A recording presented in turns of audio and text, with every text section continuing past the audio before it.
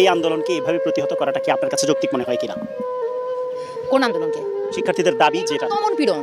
এটা তো আপনি কালকে যে সাইদ যে ছেলেটা ছিল, যে ছবিটা, রংপুরের ছেলেটা, ও নিরস্ত্র একটা ছেলে। আপনি স্টুডেন্টদের উপরে গুলি চালাতে পারেন?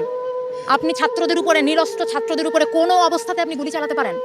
এটার জবাব প্রশাসনকে দিতে হবে। বাংলাদেশের মানুষ এটা জানতে চায় যে আমরা একটা প্রাণের কথা বলবো, একটা দাবি তুলবো, আপনার সেটা পছন্দ না হতে পারে, আপনি বাহাস করেন আমার সাথে, আপনি আমাকে কথা বলতে দিবেন না, আমি কথা বলবো, আপনি গুলি করে মারবেন। ও একটা মায়ের বাচ্চা, ও একটা বোনের ভাই, আপনি ওকে মেরে ফেলছেন। এটা একটা কথা হলো? এটা কিছু হলো? এইটাকে আপনি বলবেন? এইটাকে আপনি স্বাধীনতা বলবেন? আমি কিভাবে আপনি কি এখানে আপনি এই প্রশ্ন তুলবেন যে রাজাকার নাকি কি?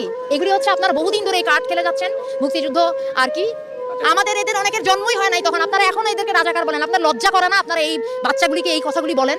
আপনারা লজ্জা করে না যে কেন এই ছাত্র গোষ্ঠী এরকম একটা আশ্রম? আপনারা কোথায় কিছু একটা ন্যায্যতার, কিছু একটা অধিকারের কথা বললে আপনারা বলেন যে রাজাকার? আরই আশ্চর্য কথাবার্তা। আমার স্বাধীন দেশে আপনি আমাকে, আমি আমার ন্যায্য অধিকারের কথা বলবো, আপনি কথায় কথা